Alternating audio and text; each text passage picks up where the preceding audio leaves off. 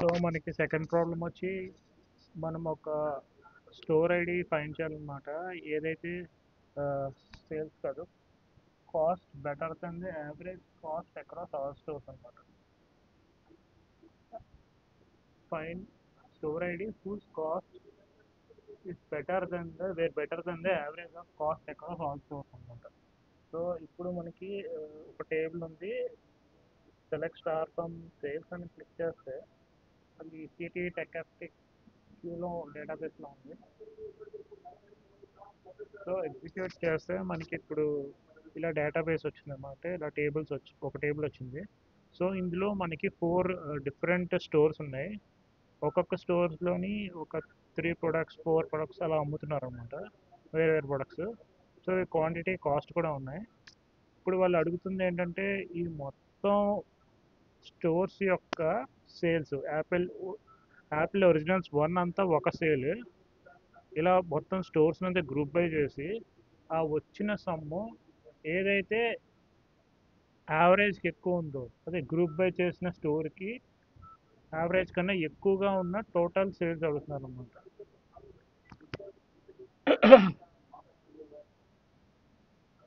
So అది అడుగుతున్నారు అనమాట. సో మనకి దీనికి కొన్ని స్టెప్స్ ఉన్నాయి. ఫస్ట్ వచ్చి మనం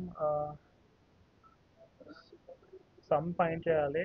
ఐ మీన్ మొత్తం యాపిల్స్ ఒరిజినల్ ప్రతి స్టోర్కి గ్రూప్ బై చేసి దాని తాలూకా కాస్ట్ అనేది ఫైండ్ చేయాలి.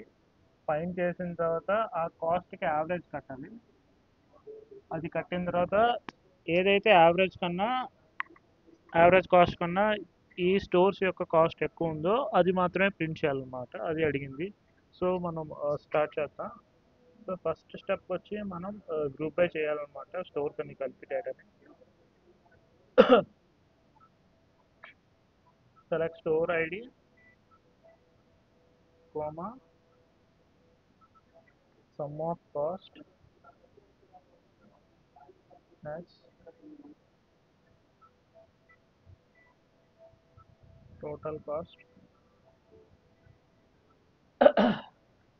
from sales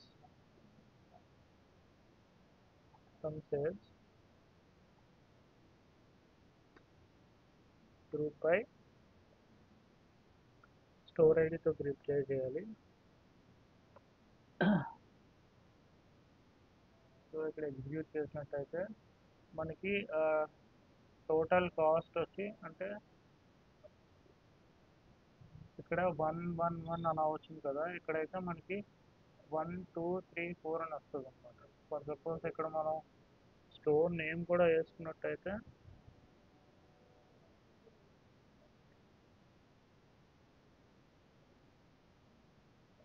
store name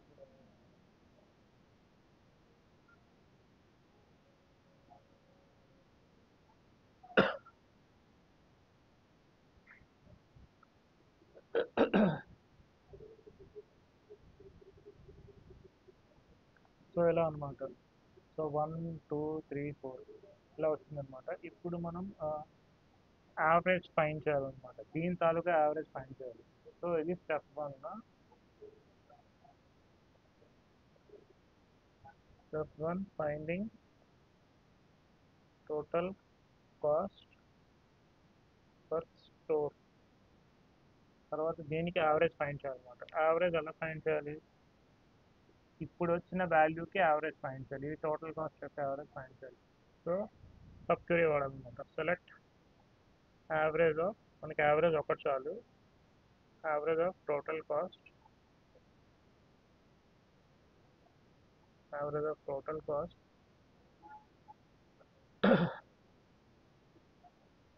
total cost అంటే ఇది దీని చాలు. ఈ ఇప్పుడు మనం ఎక్కడి నుంచి ఫైండ్ చేస్తున్నాం? ఫ్రమ్ ఈ టేబుల్ నుంచి ఫైండ్ చేస్తాం. సో ఇది ఇక్కడ బ్రాకెట్స్ వేయండి. ఇందులోంచి మనం డేటా రిట్రీవ్ చేసుకుంటున్నాం. సో ఇదంతా ఒక టేబుల్ కింద మనం రాయాలన్నమాట. యాజ్ ఎక్స్ అని రాయాలి.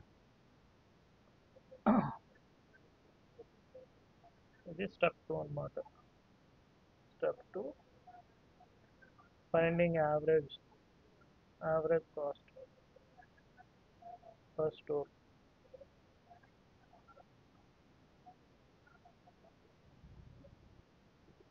సో ఇక్కడ మనం average cost ఏమిస్తే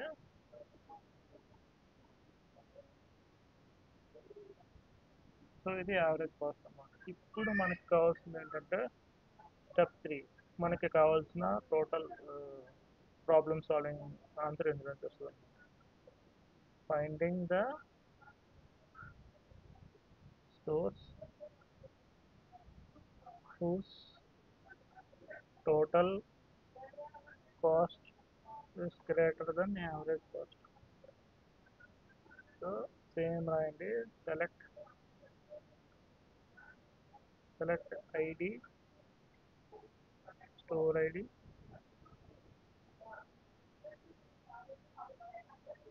comma sum of cost as total cost from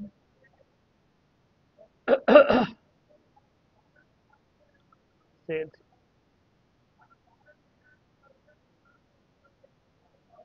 group by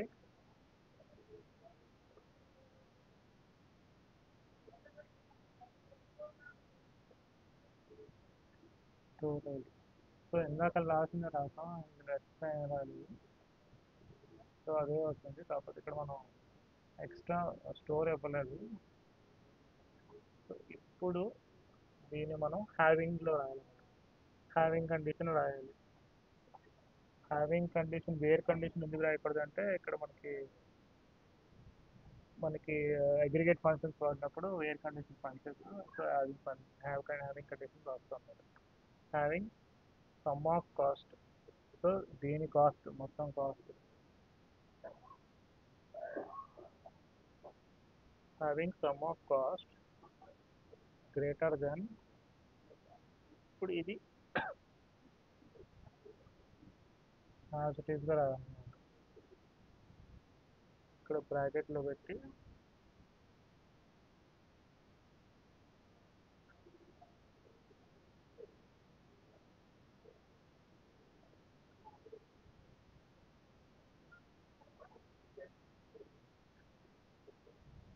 so ఇప్పుడు మనం ఇది ఎగ్జిక్యూట్ చేయాలన్నమాట.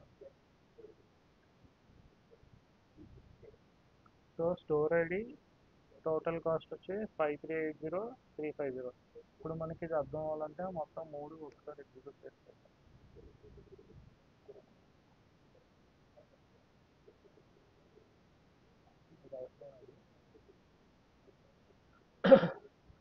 సెలెక్ట్ స్టార్ ఫ్రమ్ సేల్స్ ఈ 3 ఎగ్జిక్యూట్ చేసి చూద్దాం అన్నమాట. మనకి అప్పుడు క్లియర్గా అర్థమవుతుంది.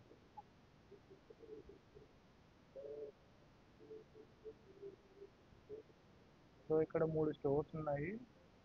ఈ 3 స్టోర్స్లోని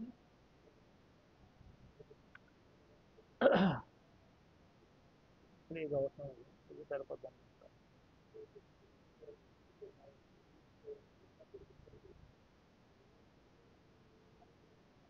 ఇప్పుడు ఈ 3 స్టెప్లు ఒకేసారి ఎగ్జిక్యూట్ చేస్తే మనకి క్లారిటీగా అర్థమవుతుంది అనమాట.